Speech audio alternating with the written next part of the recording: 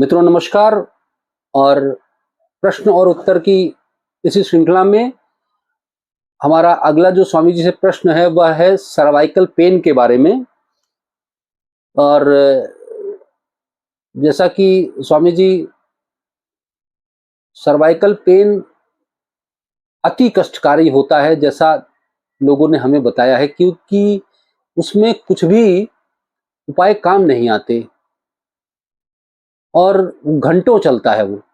यहाँ तक कि एक व्यक्ति ने, जो मित्र भी हैं, उन्होंने कहा कि जब उन्हें सर्वाइकल पेन होता है तो वो कुछ भी उपाय कर लें, लेकिन अंत में जब उनकी को नींद आ ही जाती है थक हार के, तभी वो उससे उन्मुक्त हो पाते हैं। उन्मुक्त का मतलब जब आदमी सो ही गया, थक हार कर बिस्तर पर पड़ ही गया और कोई चारा नहीं बचा, जब शरीर ने उसको स्वीकार कर लिया, तब वो जब सुबह दोबारा उठते हैं तो उनको कुछ राहत मिली रहती है। वो कब खत्म हुआ कब नहीं खत्म हुआ इसे वो नहीं जानते।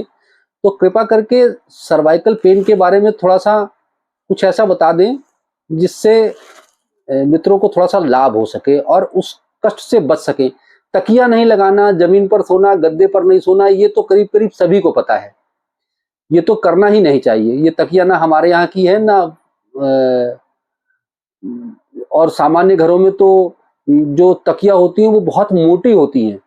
और ऐसा नहीं है कि वो मोटी तकिया बहुत फायदेमंद है या मुलायम तकिया बड़ी अच्छी है, या मुलायम तकिया जो है वो नुकसानदेह है और जो मोटी है वो बहुत फायदेमंद है। कुल मिला के तकिया मात्र से व्यक्ति को दूर हो जाना चाहिए। बाकी आप मार्गदर्शन कर दें। देखिए, सर्वाइकल पेन, पेन यानी दर्द, सूल। प्रत्येक सूल का कारण वायु है, वात। और वात के लगभग स्वतंत्र 80 रोग हैं और वो कष्टसाध्य और असाध्य हैं। 80 रोग वात के, 40 रोग पित्त के और 20 रोग कफ के हैं। ये 80 रोग, सभी रोग कष्टसाध्य असाध्य हैं। वायु के रोग बड़े गंभीर हैं, इनको बहुत कठिनता से बहुत लंबे समय में इन्हें ठीक किया जा सकता है। तो ये जो सर्वाइकल है या किसी तरह का पेन है बॉडी में, वो वात का कारण है।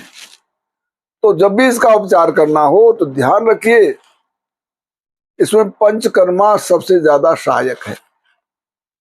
तो इसमें स्नेहन, स्वेदन, अभ्यंग और बस्ती, ये पंचकर्मा के जो वो हैं उपचार, ये अवश्य करने चाहिए। वायु शामक औषधियों का सेवन करना चाहिए, जिसमें रस रसायन आते हैं, जितने गुग्गुल हैं वो आते हैं, घृत आते हैं, तेल आते हैं। ये वात रोग बहुत भयानक होते हैं।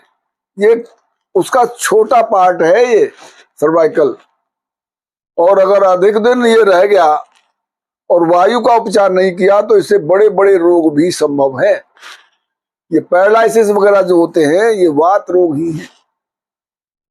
होता क्यों है सर्वाइकल, आप समझिए कि ये जो हमारा स्पाइनल कॉर्ड है ये वर्टिब्रा से बना है, गुड़िया कहते हैं, गुड़िया। और ये गुड़िया एक के ऊपर एक रखी हैं, उनमें सुराख होता है और स्पाइनल कॉर्ड उसके अंदर होता है। जब वायु बनती है शरीर में तो वो जो बहुत मुलायम सॉफ्ट स्पाइनल कॉर्ड होता है उससे जलीय अंश का शोषण कर लेता है वायु। तो वो उसकी लंबाई कम हो जाती, संकुचित हो जाता है, छोटा हो जाता है, सिकुड़ जाता है। और सिकुड़ने से जो वर्टिब्रा के बीच में गैप होता है वो कम हो जाता है और उसके अंदर से निकलने वाली जो नर्व्स हैं वो भी दब जाती है। तो अब हमें इस बात का ध्यान रखना चाहिए कि हमारा स्पाइनल कॉर्ड का जो जलीय अंश है उसकी रिकवरी हो जाए। रिकवरी कैसे होगी? स्नेहन से। घी खिलाओ और उसका पंचकर्मा करो, और वायु शामक औषधियां का सेवन करो। और ऐसी चीजें मत खाओ आहार में, जैसे गोभी है, मटर है, राजमा है, बैगन है, बैंगन भी है, जो वायु बनाए, जिन्हें आमतौर पर बादी कहा जाता है। बादी की चीजें उनमें नहीं खाइए। और चाय तो बिल्कुल छोड़ दीजिए, तभी आप इससे पार पाएंगे। ये है इसका, चाय। चाय छोड़ दीजिए। मित्रों, जहां तक मैं देखा है, मैंने अपने 46-47 साल के जीवन में, चाय तो जैसे शरीर की त्वचा हो गई है, ऐसे घरों में पी जाती है, दुकान में, कहीं पर भी। यहां तक कि आमतौर पर आप किसी के यहां जाइए तो बड़े चाव से वो आपका स्वागत चाय से करता है। कृपया इससे बचें। आप जब किसी का चाय से स्वागत कर रहे हैं तो आप ये इस बात पर पुनर्विचार कीजिए कि आप सच में उसके हितैषी हैं या नहीं, मित्र हैं या नहीं। स्वामी जी, जैसा आप मट्ठा के लिए कहते हैं, जिसे तक्र कहा जाता है, तो इस वीडियो में अभी इतनी जगह है कि हम मट्ठे का फायदा जान सके। चाय का विकल्प मट्ठा, छाछ, तक्र, दही से बनाई जाती है। इसमें पानी का विभिन्न अनुपात से इनको अलग अलग नाम से कहा जाता है। मही, छाछ, छाछ में सर्वाधिक पानी होता है। तो अगर देसी गाय आपके पास हैं तो ये औषधि है।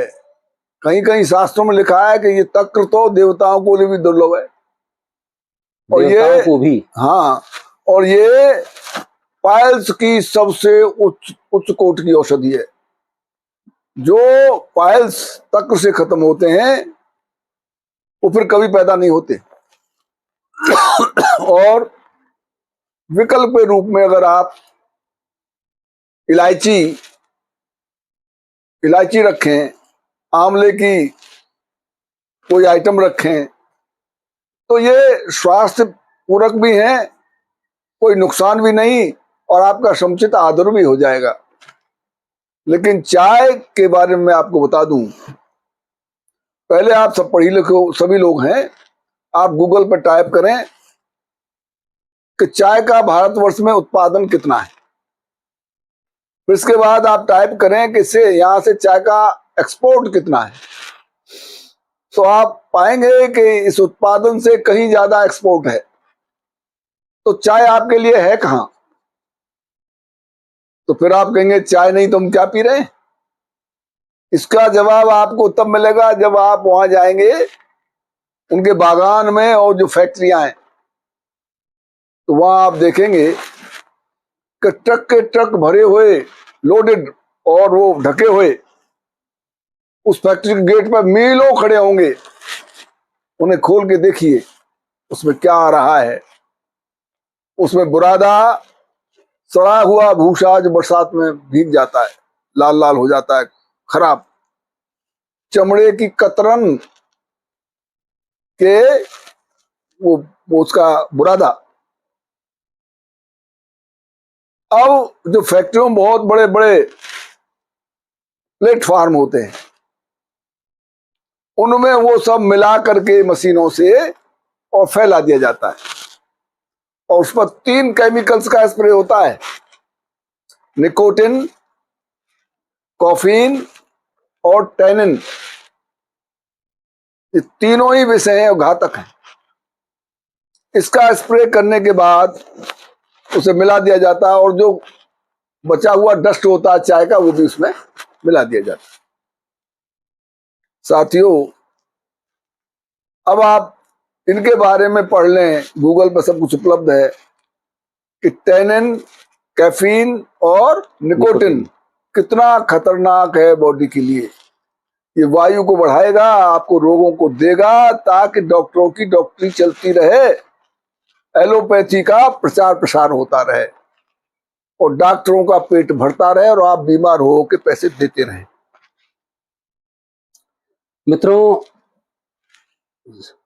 स्वामी जी 2012 में संभल से डीवाईएसपी के पद से रिटायर हुए और इनका जो पुलिसिया क्षेत्र रहा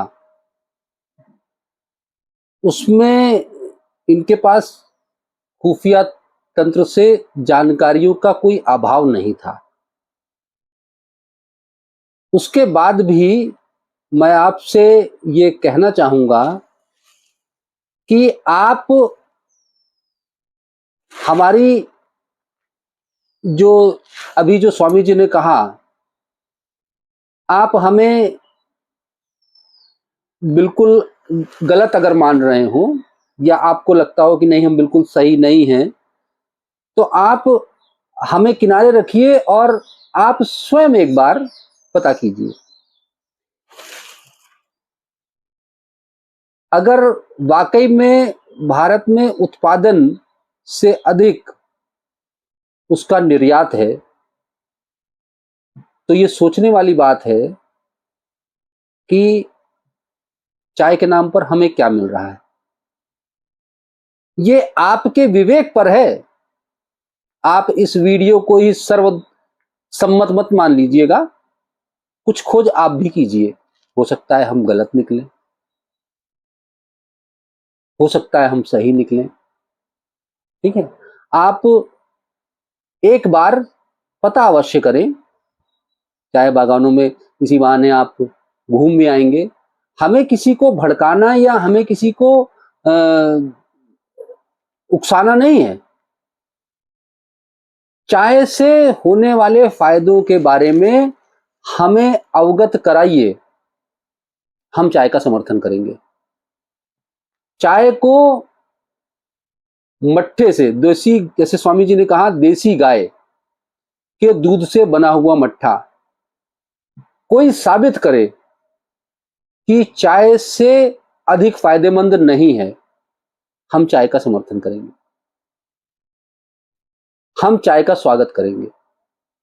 लेकिन यदि आपको देसी गाय के दूध से बना हुआ मट्ठा, जैसे स्वामी जी ने कहा तक्र उसका एक पर्यायवाची समझिए कि जो देवताओं को भी दुर्लभ है, ऐसा मैं नहीं, स्वामी जी ने कहा जैसे कि कहीं कहीं ऐसा भी उल्लेख मिलता है। तो क्या चाय और तक्र में क्या हमें फर्क नहीं महसूस होता? कॉफी, कॉफीन, निकोटीन और टैनिन, ये 3 चीजें जो हैं आज तो सार्वजनिक रूप से उपलब्ध हैं। इनके फायदे और नुकसान वो हम भी कोशिश करें जानने के लिए। तो स्वामी जी, आपने जो सर्वाइकल पेन के लिए बताया, आपने बड़ी गहरी चीज बताई कि जो गुड़िया होती हैं उनके अंदर जो स्पाइनल कॉर्ड है, कहाँ से इस माइग्रेन की जड़ है कि जो रक्त वाहिकाएं हैं या वेन्स हैं वो दब जाती हैं और जो उसमें शुष्कता आ जाती है, जिसकी वजह से ये पूरा तंत्र स्पाइनल कॉर्ड का और फिर वो सर दर्द में बदल जाता है। वो मुझे लगता है कि शायद इससे अच्छा विस्तृत उत्तर, जहां तक कि बहुत सी चीजें मुझे भी खुद जानने को मिली, तो हार्दिक आपका धन्यवाद करते हैं। मैं अपने YouTube चैनल की ओर से भी, उनके व्यूअर्स की ओर से भी आपका बहुत बहुत धन्यवाद करता हूं। आपका आभार है, मेरा प्रणाम है।